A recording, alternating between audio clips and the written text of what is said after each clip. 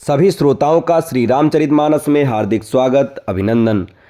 आज श्री रामचरितमानस के बालकांड के दोहा नंबर 155 और 156 का संपूर्ण अर्थ आप सभी के सामने प्रस्तुत है। बढ़ते हैं दोहे की तरफ।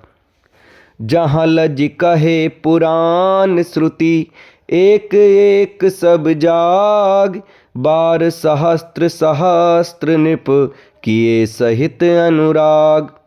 वेद और पुराणों में जितने प्रकार के यज्ञ कहे गए हैं, राजा ने एक एक करके उन सब यज्ञों को प्रेम सहित हजार हजार बार किया। हृदय न कछु फल अनुसंधाना, भूप विवेकी परम सुजाना, करैज धर्म करम मन बानी, वासुदेव अर्पित निप ज्ञानी। राजा के हृदय में किसी फल की टोह कामना न थी। राजा बड़ा ही बुद्धिमान और ज्ञानी था। वह ज्ञानी राजा कर्म, मन और वाणी से जो कुछ भी धर्म करता था, सब भगवान वासुदेव को अर्पित करते रहता था। चढ़ी बर बाजी बार एक राजा, मृगया कर सब साज समाजा, विंध्याचल गंभीर बन गयऊ, मृग पुनीत बहुमारत भयऊ। एक बार वह राजा एक अच्छे घोड़े पर सवार होकर शिकार का सब सामान सजाकर विंध्याचल के घने जंगल में गया और वहां उसने बहुत से उत्तम उत्तम हिरन मारे।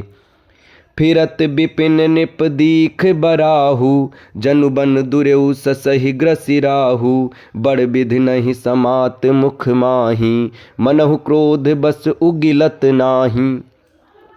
राजा ने वन में फिरते हुए एक सूअर को देखा।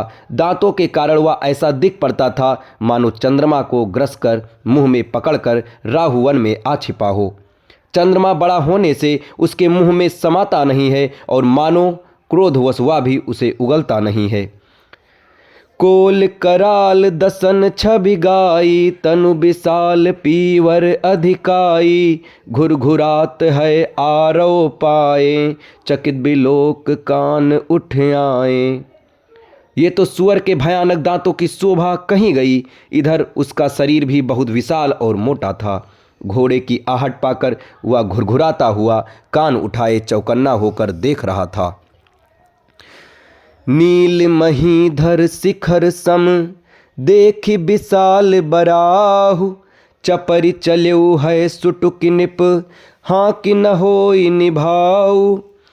नील पर्वत के शिखर के समान विशाल शरीर वाले उस सुअर को देखकर राजा घोड़े को चाबुक लगाकर तेजी से चला और उसने सुअर को ललकारा कि अब तेरा बचाव नहीं हो सकता।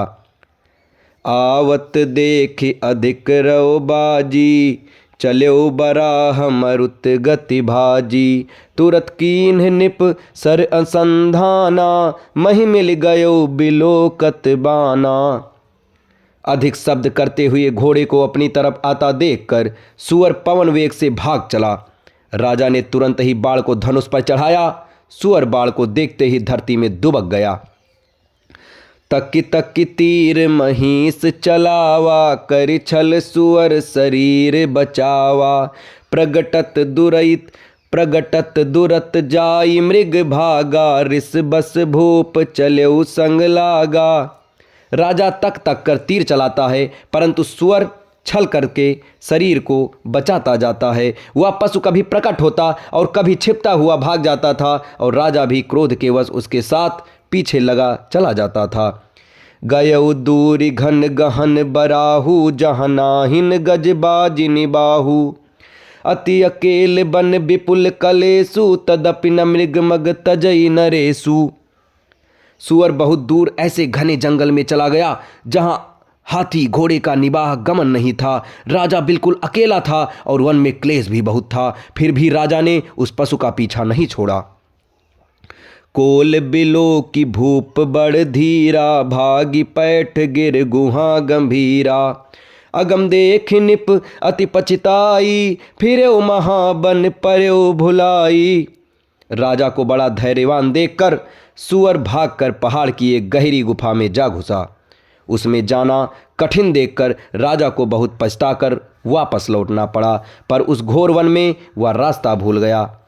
अब इसके आगे के दोहे और चौपाई उसके अर्थ आपको अगले वीडियो में बताए जाएंगे। तब तक हमारे साथ बने रहें।